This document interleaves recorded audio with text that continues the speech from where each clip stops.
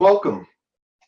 I'm Ray Barrett, and I've been a parishioner at St. Patrick's for about 4 years, and I'm going to be presenting on recognizing and responding to anxiety and depression in children and adults. This is for the religious education program. I have 4 children. My kids are from the ages of 11 to 5 years old. I'm a licensed mental health counselor here in New York. I primarily train behavioral health professionals in telehealth. That's providing mental health services through video conferencing and the phone and how to use technology in practice. But most of my years as a counselor, I did assessments in hospitals where I'd drive, I would drive from hospital to hospital to assess people when they were in crisis. So I did that for about 9 to 10 years. I have also provided counseling in private practice to couples and individuals and children and adolescents. So I've done a variety of things in my years of being a counselor. So anxiety and depression, we have a variety of emotions, obviously, right? So I'm not like the expert in this or emotions. You all watching this, right? You know a lot about emotions. You're a parent, I suppose. You're a person, right? So you know about emotions. And so you know a bit about this. But I want you to think for a minute. If you could eliminate the capability of your child from being able to feel the emotions of anxiety or sadness or feeling down or depressed, would you eliminate that capability from them?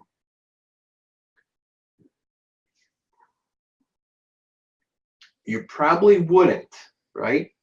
Because emotions have a purpose. They have a really important purpose. They bring life and color and meaning and substance to our life, right? They keep us alive, for one thing. Anxiety, worry keeps us alive. Fears definitely keep us alive. Like if you're walking into a busy street, being worried about that, cautious, definitely keeps us alive. Feeling depressed could certainly, or sadness or grief can certainly help us have empathy and compassion. It could draw us inward for reflection. So these emotions have great depth and meaning to them, but they certainly become problematic when they are displaced or when they're out of proportion, right? And a lot of people experience those things. So imagine for a moment that you're at a carnival, like a really busy carnival. You're walking down a street and you're holding your young child's hand. And for a moment, your young child's hand slips out of your hand. So you don't see them. You're looking around the busy street, you can't find them. And seconds go by and more seconds go by. And the more time goes by, you're starting to panic. And you are really starting to panic now. Some people deal with that on a daily basis or a really frequent basis. People that deal with panic disorder or general anxiety disorder. Most of us have had periods of time in our life when we've been bombarded with thoughts that we're no good, that we don't have any worth, that people don't like us, that we've really messed up, that we really ought not be here anymore, that there's no point in us being alive, right? That we have no worth in even living or existing, right? We've had those thoughts before. Well, some people live with those thoughts and feelings on a daily basis. Those with major depressive disorder, right? So for some people, this is a real heavy, serious weight that they carry, very problematic. So how do we determine whether or not these feelings that some people have, whether anxiety or depression, sadness, feeling down, whether it's normal or problematic. That can be difficult. Like I know for my own children and friends and family and people that I know, sometimes it's hard to discern that. Like, is that normal? Or is this something to be concerned about? And I haven't been a parent before. Like, as far as I know, this is the only life I've lived. So this is kind of new to me. I'm trying to figure this out. What's normal and what's problematic? So how do we know? How do we figure that out? Think about that for a second. How do you decide normal versus problematic? In the mental health world, professional mental health world, the way professionals diagnose a mental health disorder, mood disorder, is if the mood interferes with the person's life functioning, right? And if the severity is so severe, right, that it causes problems, and the duration is longer than a certain period of time, right? Those are things that come into play. So duration. So one of the ways in the mental health kind of arena, professional world, to determine whether or not a mental health issue is diagnosed as a disorder is the DSM-5 now. They have time frames, so 2 weeks, 6 weeks, 6 months, 2 years, like there's different time frames. So the duration of something persisting, right? So like how long has this been going on? What's the intensity and severity of the anxiety or depression? And how frequent? Is this something that's consistent, like all day long, or periodically happens when certain events happen? And in terms of anxiety, is the person anxious according to things that make sense? Like if a bully is threatening to beat them up after school, it really makes sense to be scared. I would be scared, right? But if it's something that doesn't make sense, then maybe there's a problem here, right? Now that's hard to determine sometimes because what's normal or what makes sense to us might not make sense. Like what makes sense to them might not make sense to us. So like a kid, a young child, they don't have the experience that we have. So they don't understand what sounds the furnace makes or what sounds a tree makes when it's hitting the side of a house. So it totally makes sense to them that the sound of the tree hitting the side of the house is a boogeyman in the closet. Totally makes sense. But to us that might not make sense, right? So sometimes it's hard to discern, but that's a part of it. And does the anxiety or depression cause them to avoid things in life? And does it interfere with the job or the functioning of the child? So the job of the child is to go to school, to interact socially, to go to school, do their homework, right? So is it interfering with those things? And how much stress is it causing on them and or those around them? So sometimes when someone's depressed or anxious or panicky, they might not claim that it really bothers them, but it might be bothering those around them quite a bit, right? So the level of distress that it causes people.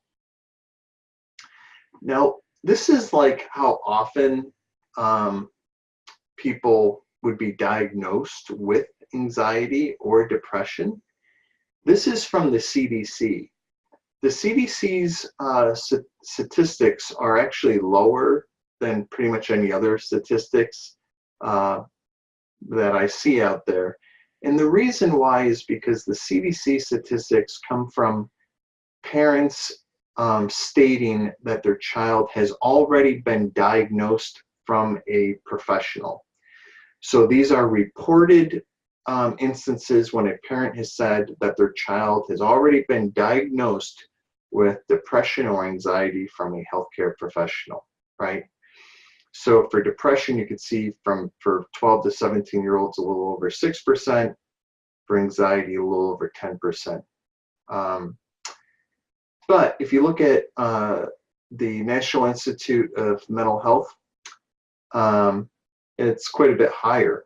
And this is for major depression disorder. And if you look at, overall, almost 13%. For females, it's higher than for males. And for anxiety, overall, they have quite a lot, 31%. So, the statistics vary. So what I've seen on average is for anxiety, 13 to 20% for children and adolescents, and for depression, 10% for children and adolescents on average. All right, in terms of how people express depression and anxiety, we talk about the channels of expression. It's pretty obvious. We have our thoughts, we have our feelings, and we have our behaviors, right? Pretty self-explanatory. Oops, I went beyond somehow. Let me see if I could somehow go back. Whoa. My kind of a delayed reaction with the clicker here. Thoughts, feelings, behaviors. There we go. All right. So now with depression, how that shows itself. And, most of us understand how depression shows itself, right? However, it certainly varies from person to person. Just like with grief, grief is different from person to person. And grief, by the way, grief is not a problem. Grief is not a problem. Grief is not a disorder. So I'm kind of sorry that I mentioned grief. I just mentioned grief to say that people do things differently, right? But in terms of depression, which can be problematic, unlike grief,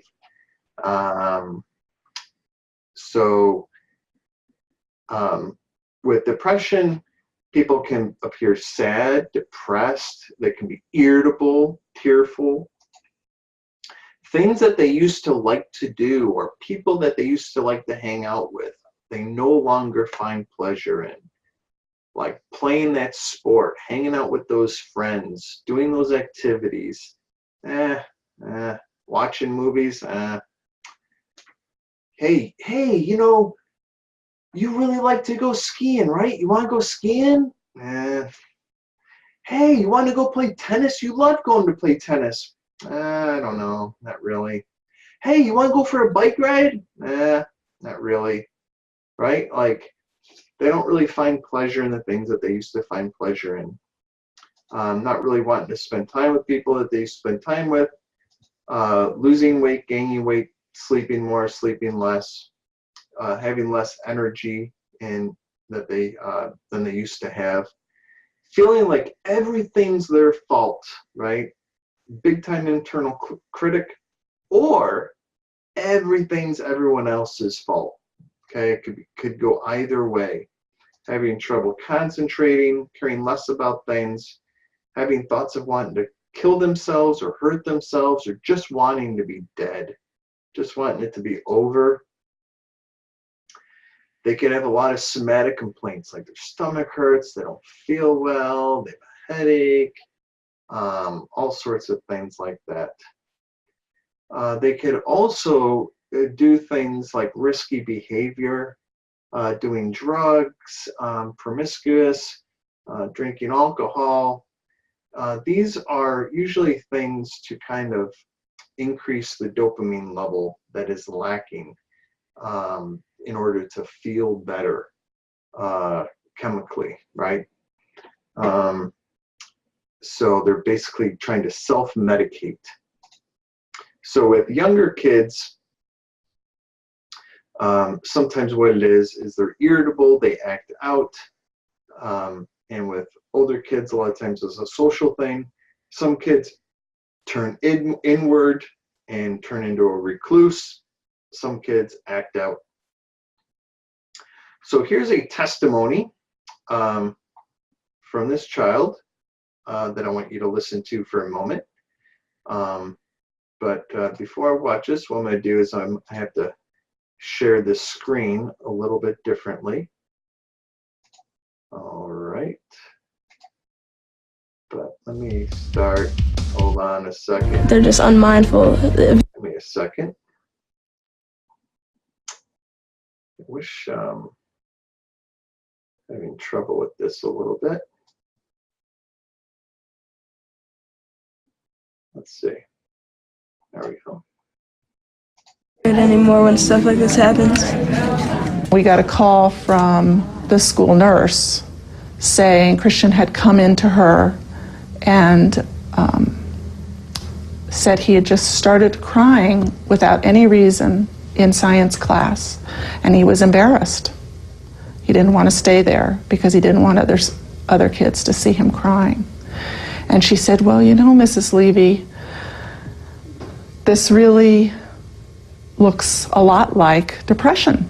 I couldn't find any friends. I wouldn't trust anyone. I was doing bad in school. I thought my parents couldn't do anything about it. I didn't know what was wrong with me. I just felt so lonely. I felt surrounded by people and they just won't talk to you. They're just unmindful of your presence.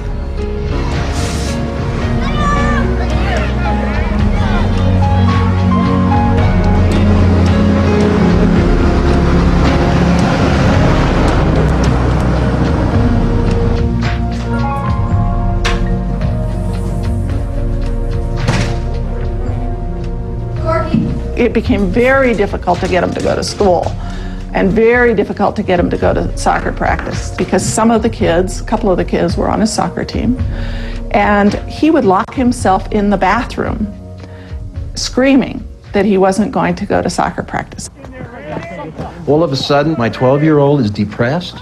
It kind of hit like a ton of bricks that something was going on and that he was very unhappy. I said, this kid needs professional help.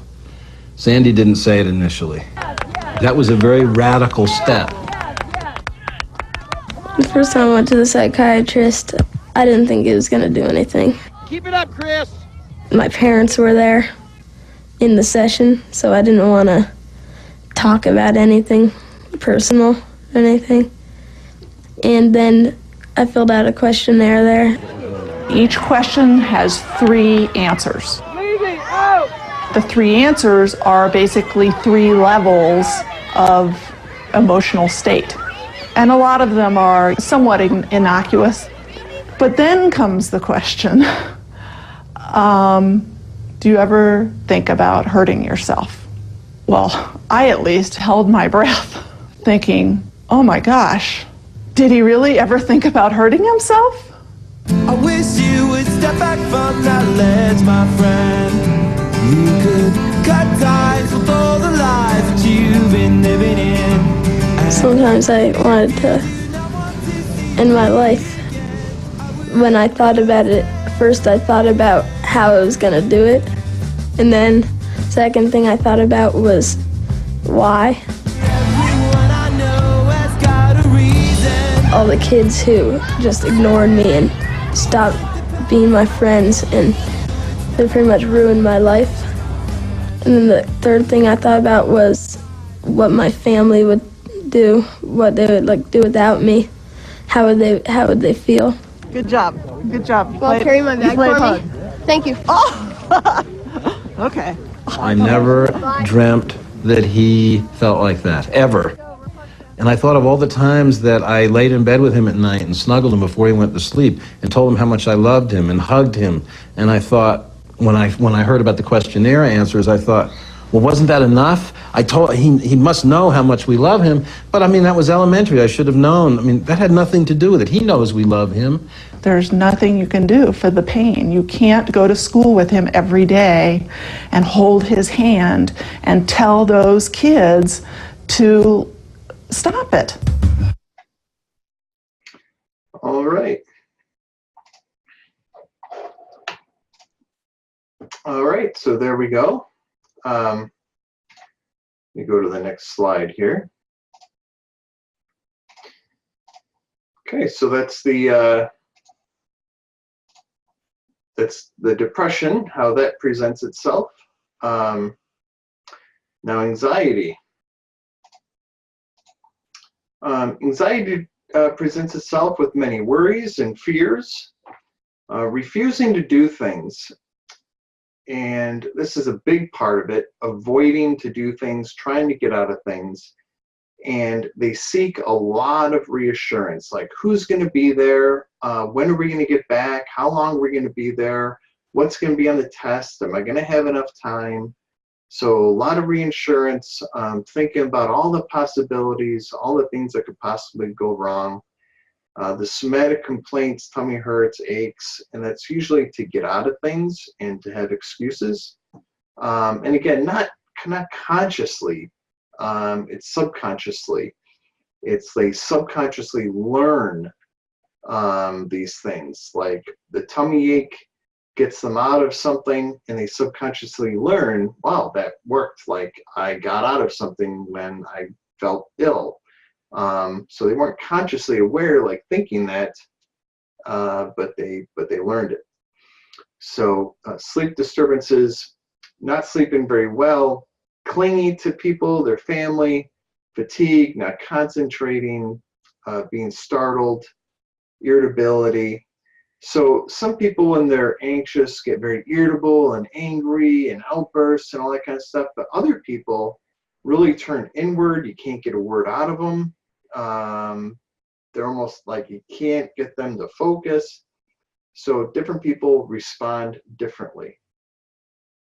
So what are the causes of these? Anxiety and depression, right?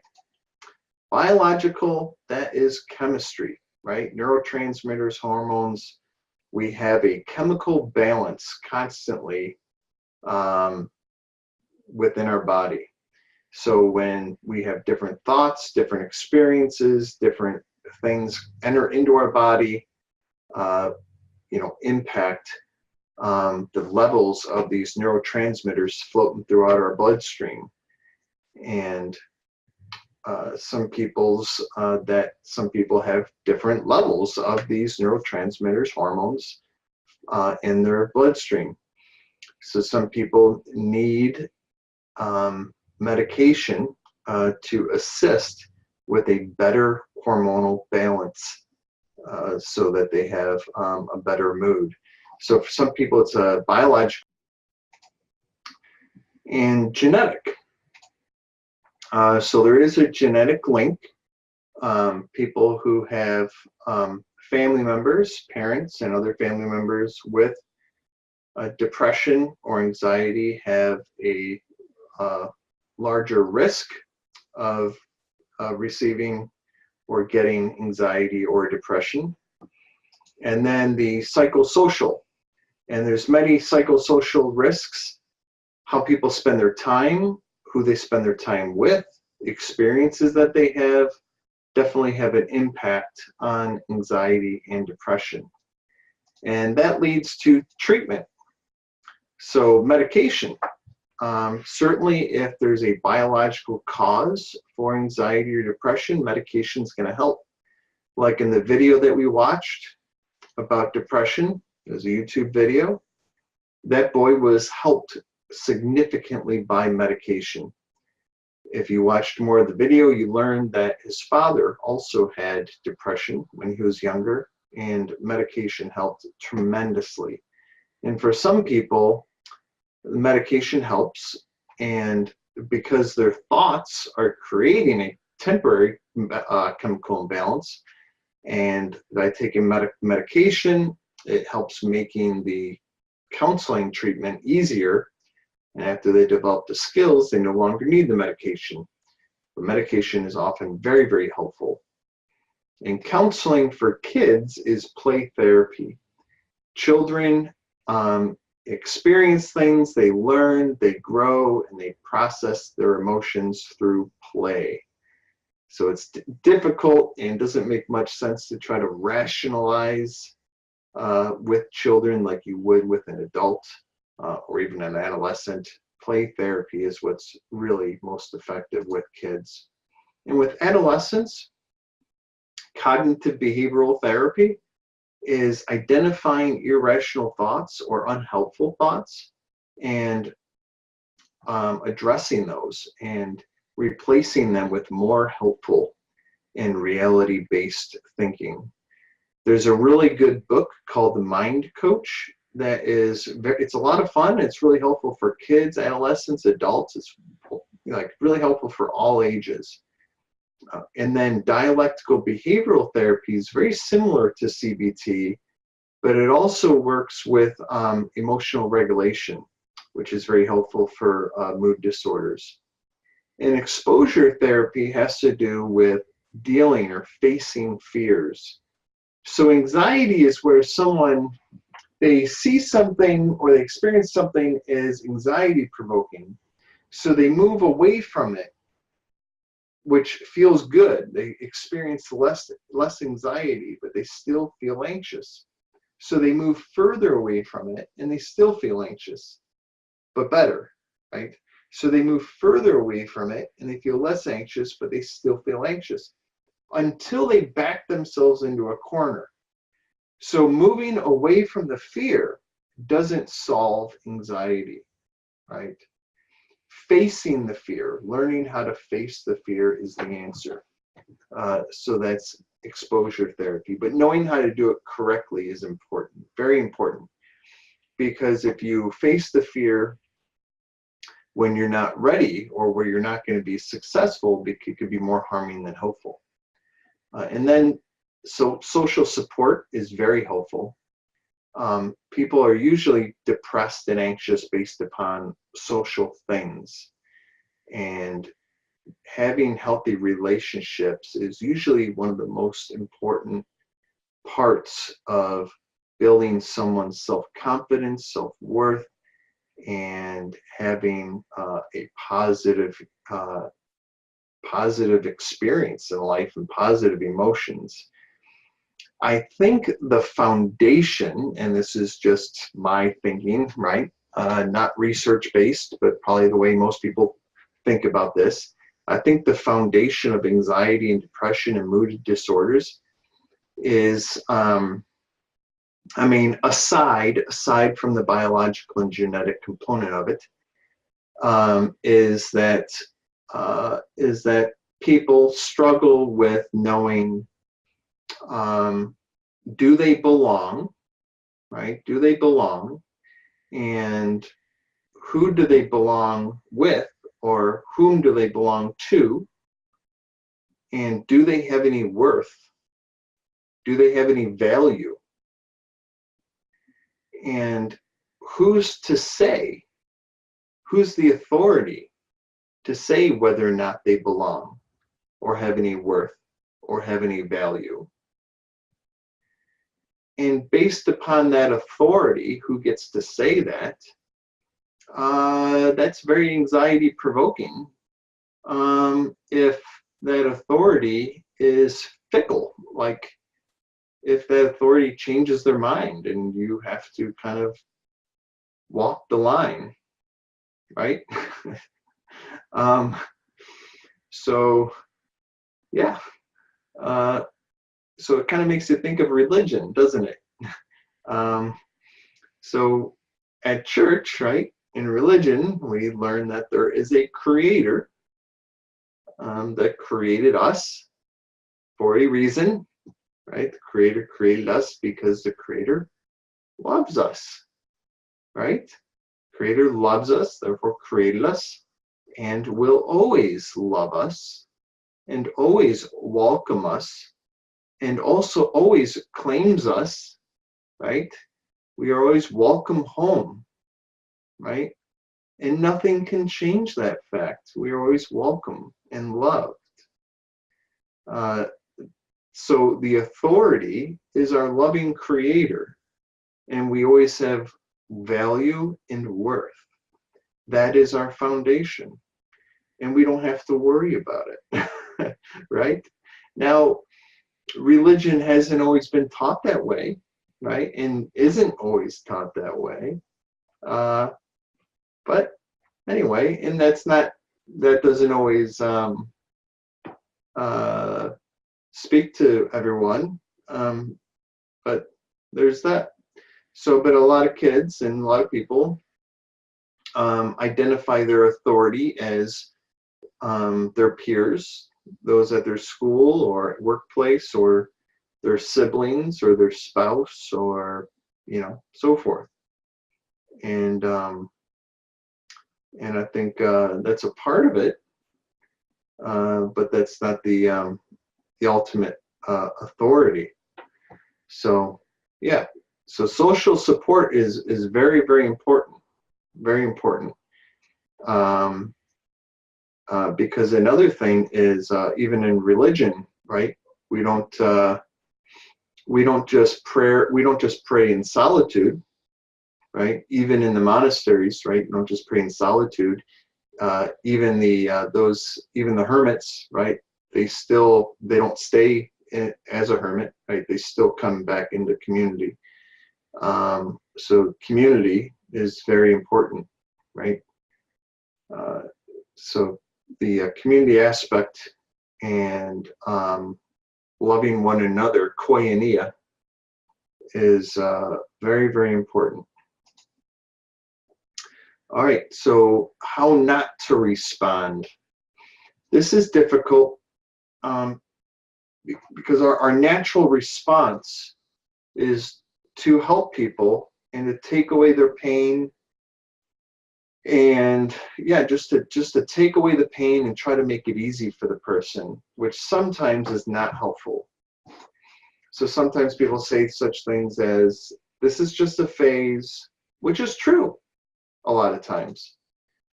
Or you're overreacting, which is certainly true a lot of times. Or I know how you feel, which is true a lot of times. Or suck it up, which is true a lot of times. They need to suck it up, right? But it's not helpful much of the time, right? So a lot of times those are not helpful, even though they may be rationally accurate, okay? So another thing that's not helpful is to accommodate the anxiety, such as, nobody's going to be there to play with, right? I don't want to go. Nobody's going to be there to play with. Okay, some people, maybe it's better that they just don't go. We'll stay home, right?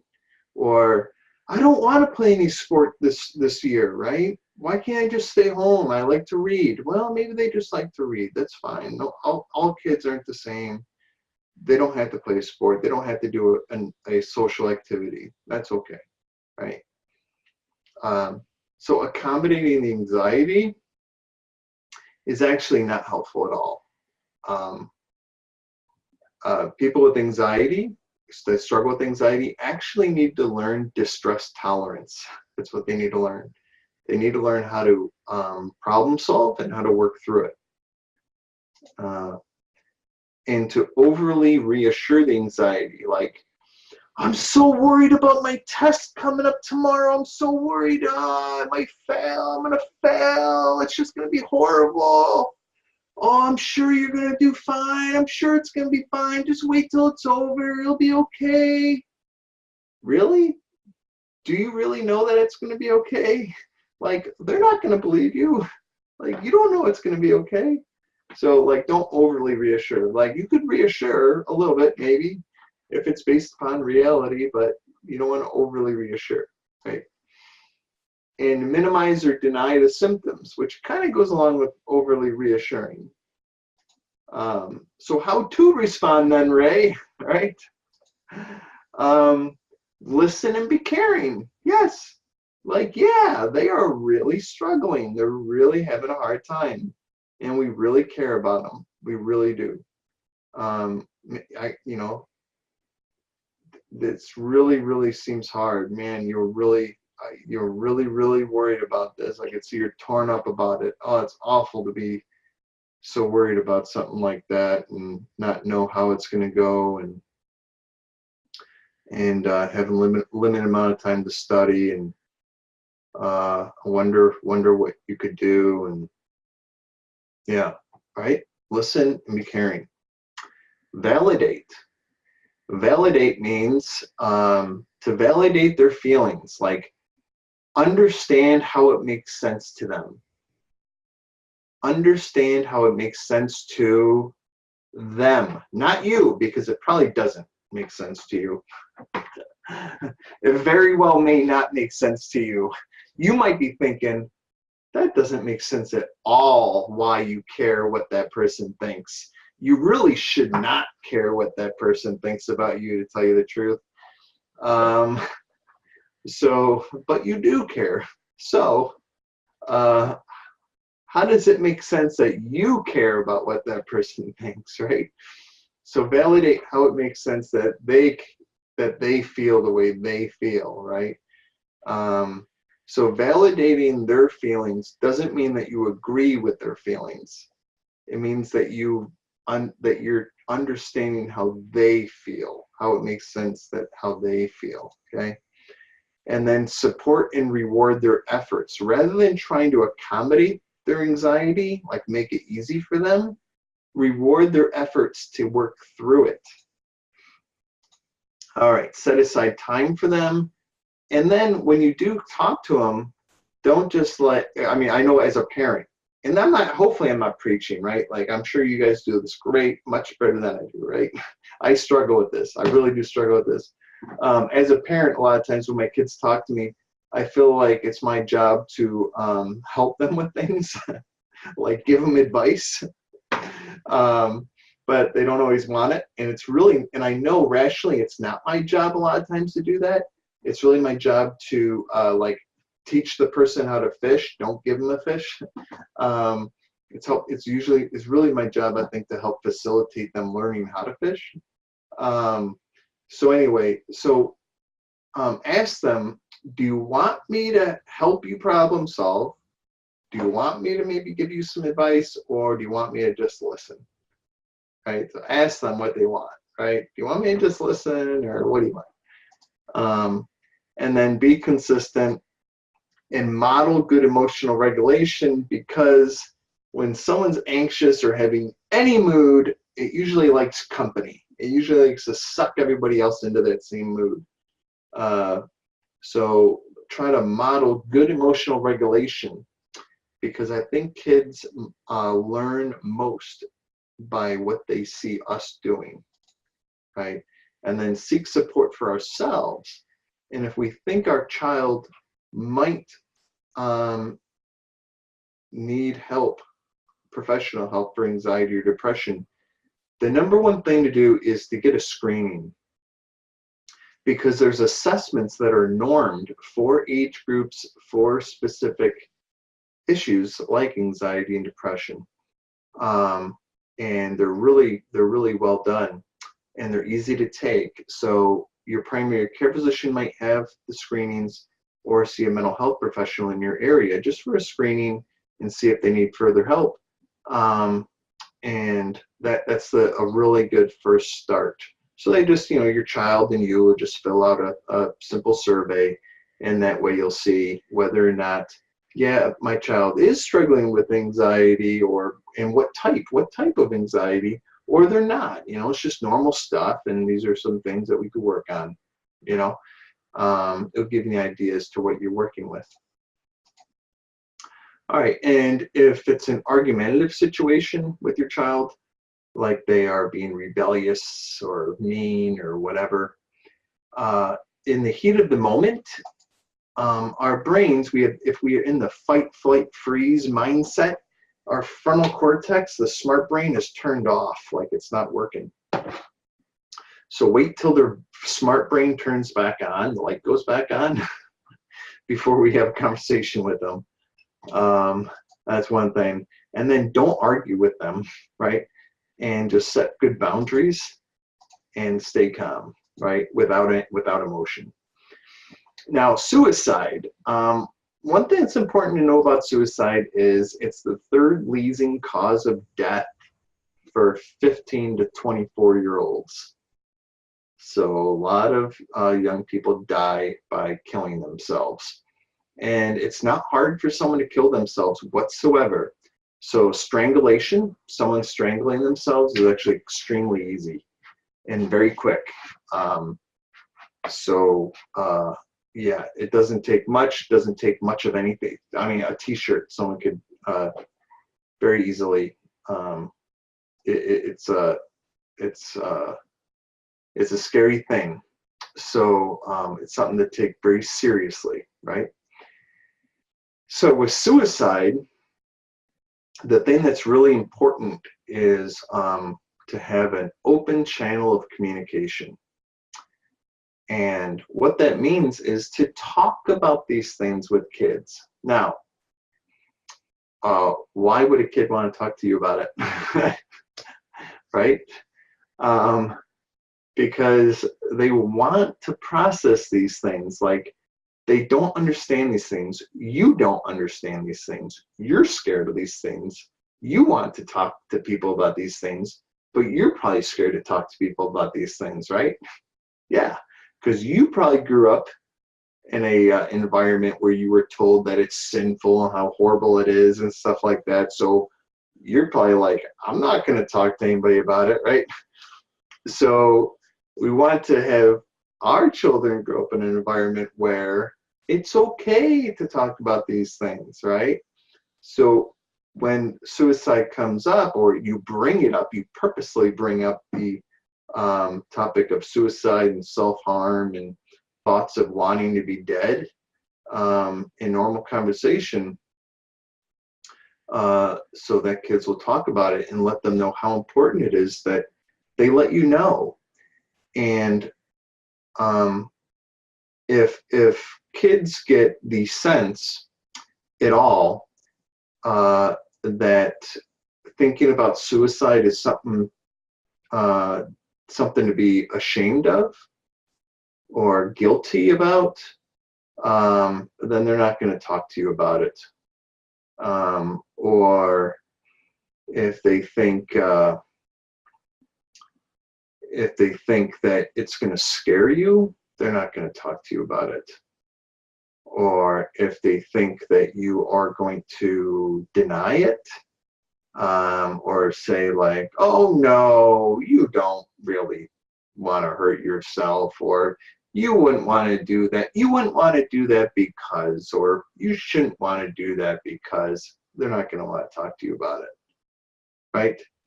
So you want to talk to kids about suicide, such as when people are depressed, sometimes they think about killing themselves. Sometimes they think about cutting themselves to make the pain go away. Sometimes when people are down, depressed, they would rather be dead and not be alive.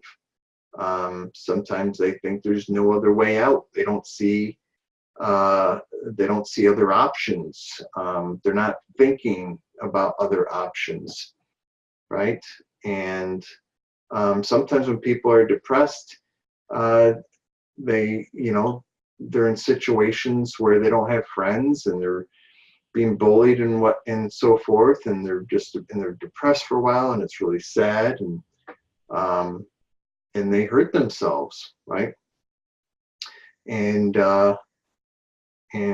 I really want to be there for you if you ever have those thoughts. I really want to get you help, and I really want to help you and be there with you whenever you're having those kind of thoughts, right?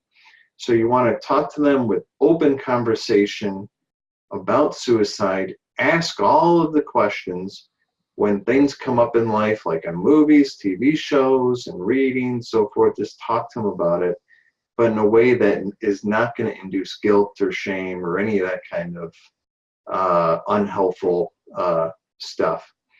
And another thing about suicide is to widen your net, okay? Is not to just think about your child, but to think about your child's friends and their friends.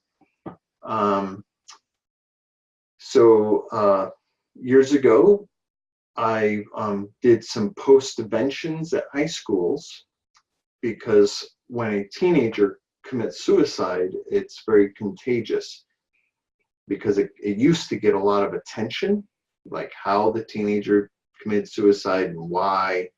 And because of the attention it would get, it would be very contagious. A lot of teenagers would follow along. So it would happen in groups of 4 and 5. And So to stop that, they would do postventions where people like myself and other people would come in and talk to the parents and the staff to inform them how to respond very right away to nip that in the bud so that those things don't happen at the school and in the community. And at one of these events, a parent gave a testimony and was very powerful, stuck with me. He shared that his son, who was the VP of the football team, the night before he killed himself, his father had dinner with him, and his son just got into like a really good college. He was going to be playing football, really good looking guy. And the next morning, his father found him after he committed suicide. And his father said he was really upset, thinking that his son must have messaged his friends. And he really wished that his son's friends got him help. And I know that to be true because doing assessments at hospitals, I know that kids do that on a regular, they do that a lot. They message their friends, text them, message them on Facebook and so forth when they think about hurting themselves. So it's really important that kids learn to take those things seriously, to show that they care and to get those kids help. And then when the parents hear that from their kids about their friends, that they respond to get those kids help. Not just to say, oh, really? Oh, gee, and like shift your kid away from that kid. No, like follow up and get that kid help and take it very seriously. So you want to ask the questions, show that you care, and get the child help. All right, so this is a short video in respect to that. I have to share this a little differently so that you hear the sound. Oh, yeah, it's set up right. And then that will be it. And I'll share some resources. Let's see. Yes. Or maybe. Or sometimes. Well, here's what you don't say. That's crazy. Don't be such a drama queen. You're making too much of this. That boy's not worth killing yourself over. That's not going to solve anything. You're just trying to get attention. You're not going to kill yourself. What you do say is, I'm sorry you're feeling so bad. How can I help? We'll get through this together. Let's keep you safe. A lot of people think about killing themselves. Adults and kids. most of them never try it, but some of them do. So if your kid says, I'd be better off dead. I can't live with this. I'm gonna kill myself, take her seriously. Find someone she can talk to about it. Someone who knows how to help. Sometimes kids want to kill themselves because something happened. A breakup, a failure. But sometimes it goes deeper, and it's not going to go away by itself. Get some help. Talk to your doctor. Or a counselor at school. Or your minister. but don't just let it drop. And make sure that your kid always has someone to turn to. Someone he trusts. Make a list together, right then. 3, 4, 5 names. Put a suicide hotline number on there too. Have him keep that list in his wallet, so he always knows where to turn. Make sure your home is safe. If you have pills she could use to hurt herself, lock them up. If you have a gun, don't just lock it up. Get it out of the house. The bullets too. And one more thing. If you think your kid might be about to hurt himself, don't leave him alone. Take him to the emergency room. Call 911 if you have to. We all have our ups and downs, but sometimes it's more than that. If you think something's wrong, the only way to find out is to ask. Ask straight out. Are you thinking about killing yourself? Don't wait until you're sure. Trust your gut. Because it never hurts to ask. And it can make a big difference. All the difference. in your kid's life.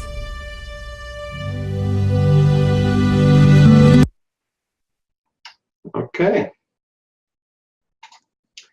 And here are some resources. Okay, I hope you found that helpful. If you have any questions, feel free to call us at the church. Bye-bye.